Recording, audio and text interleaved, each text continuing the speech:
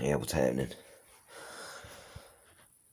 Um, this study into these plants here is it's freaking great hobby, but it's kind of a dangerous hobby because you can mis-ID certain things if you want to get overly experimental, and there's a danger in it of doing that.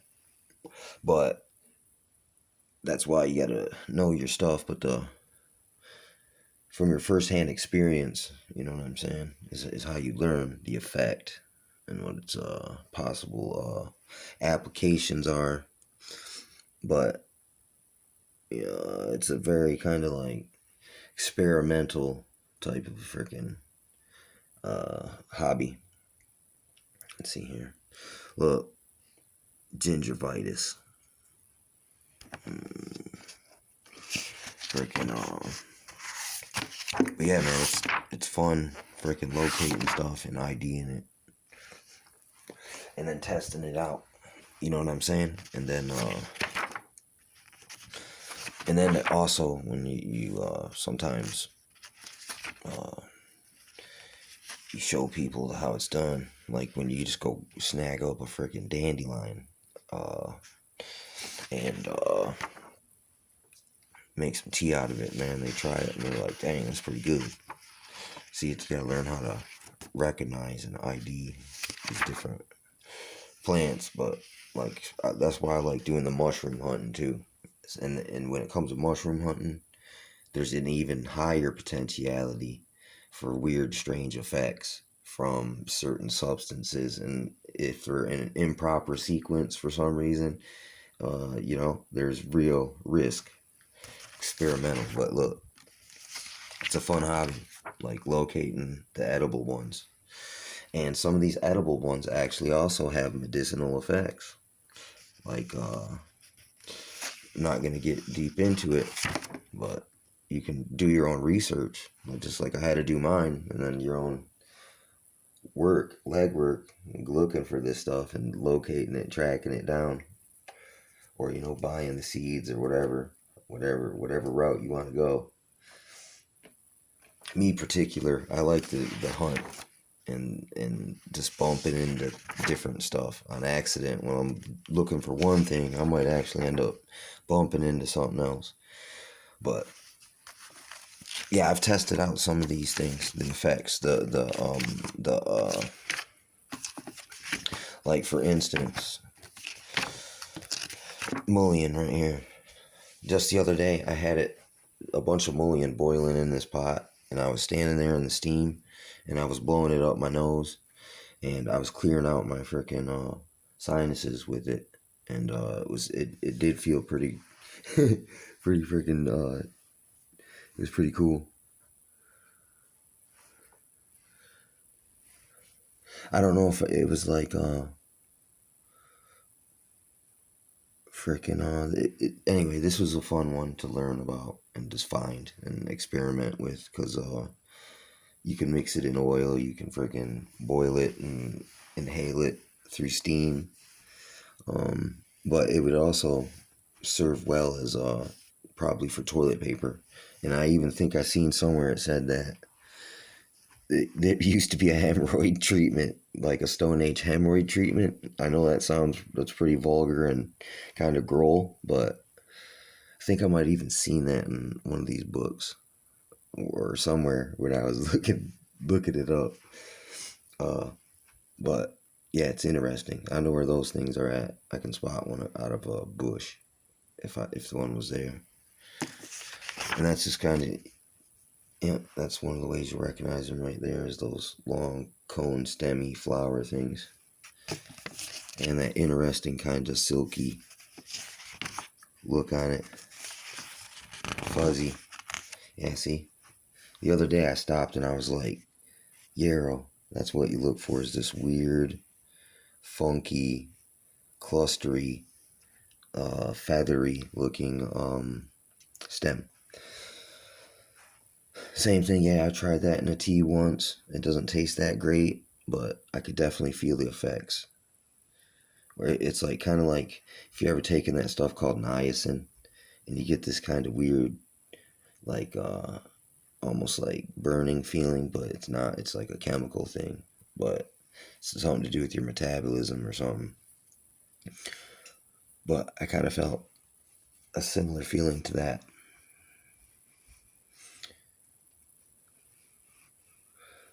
It's taken internally as a tonic for uterine health and gastrointestinal wellness. So, and what I've noticed from my experimentations on these things as well is that I notice it changes like the way your body like reacts, like blood wise, especially like with the dandelion, because it's like bitter. It's got this bitter enzyme in it, and it's definitely like you can taste it. If you was blindfolded and somebody gave it to you, it's like distinguishable, kind of like it's like an enzyme, and it makes your body kick in natural enzymes to digest it, and it actually assists your overall digestion, for instance. And it's just like this isn't just commonly known. I mean, these are fun right here, blueberries. Sometimes I'll just throw a couple inside freaking the pot when I'm making tea.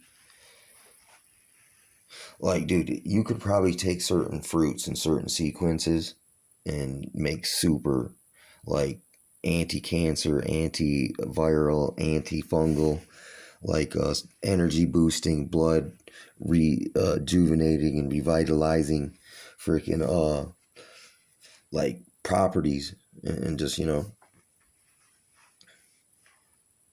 it's fun to experiment. I mean, it's just basically, it's kind of like you got to rethink about your diet in general. Sometimes it makes you, it kind of resets it, man. It gives you some more digestive enzymes. So that's how it's kind of, so it changes how you process it, how you take it in, how you expel it. So, and it's just, it's fun at the same time. Like literally, it's like an Indiana Jones thing. And or that old parable of the looking for the fountain of youth type of a thing. Not necessarily fountain of youth, but look, something like that.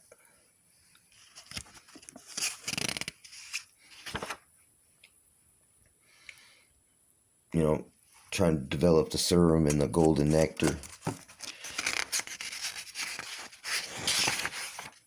This is how you avoid becoming a vamp, an energy vampire. This is like, look, you got to focus. Focus on the things you can change and what you can do. And go get it done.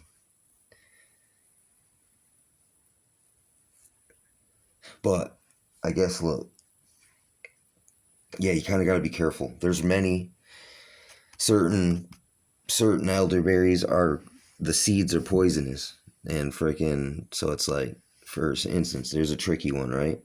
But these things got a lot of effects. So if you freaking mix that elderberry with that blackberry and some dandelion root, make tea out of it, man, it'd be nice. That would be a nice rejuvenating sequence, because those blackberries are good for brain functioning. Something about these dark berries are really healthy. Like people who have like Alzheimer's type of a situation going on. That stuff. This stuff right here, evening primrose, stuff's all over the place. And I've tried to make the tea out of it, and it wasn't too bad.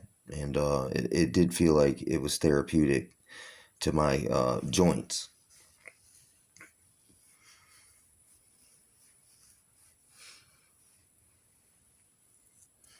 And then there you go. And it's also a general anti-anxiety tonic. So that catnip, evening primrose, it'd be like, that would be like a sequence. If you put them together, it would be excellent.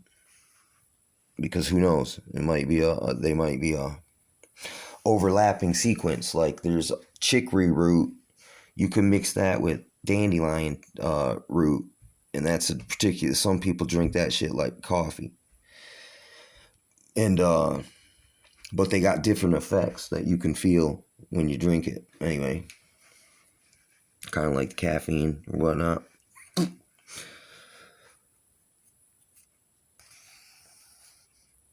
Yeah, see right there. Alleviate pain from arthritis or other inflammatory issues.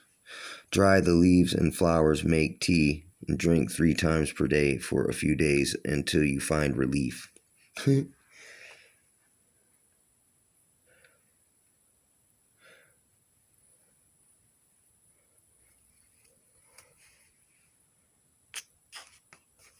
See, now right here, sometimes to get, see now the process to get like oils out of this stuff, you actually need like a real alchemical laboratory.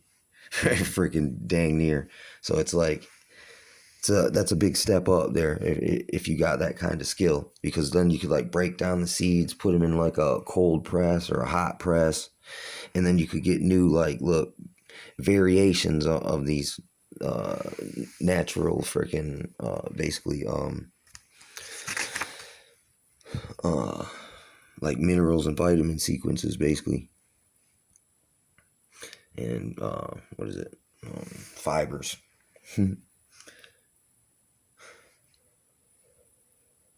But no, the Bible does say this though. It does say, look, it's true. It says that the herbs of the field will be your medicine. So I know this is called backyard pharmacy, but we're not talking necessarily right here about pharmakeia, which has to do with pharmacy to some extent, but it's more for the ritual sex magic and prophecy through their pagan systems of weird religions. So,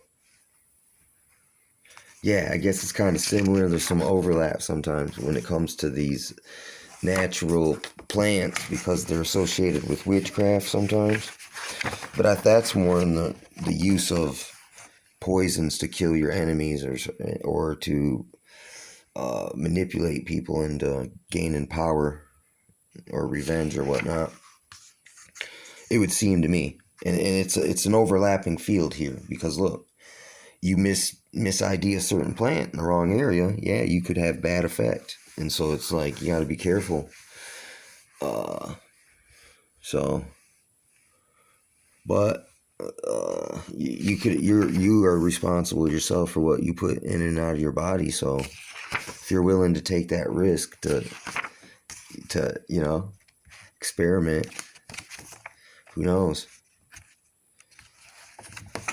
But that's why it's like I'm not just going out there just grabbing any old thing and just using it.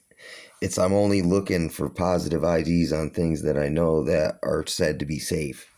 And I don't put myself in no risky life or death where I'm just could miss an ID and then get sick. Like take some kind of hemotoxic plant that just seizes up my blood and I die. Like I got bit by a rattlesnake, right? Freaking no. We can't have that happening. Look, I miss ID. Oh, that's not a morel mushroom.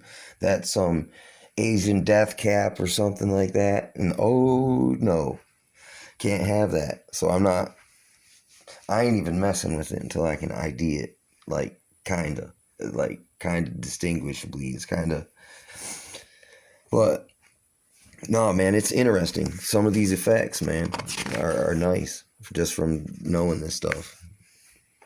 Mints. Yeah, man, some of this stuff is it's just, all you need to do is just put a little bit of it into your food intake and it just helps you digest everything else you eat.